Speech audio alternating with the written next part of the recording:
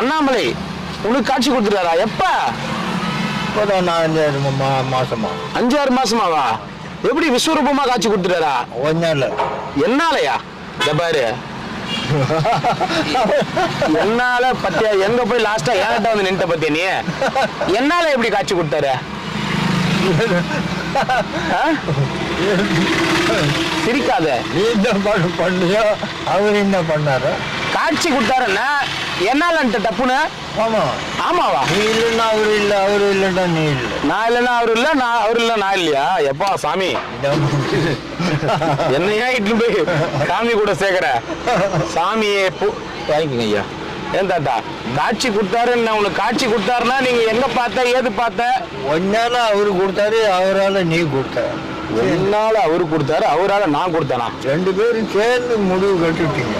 என்ன முடிவு கட்டணும் நாங்க? என்ன ஒரு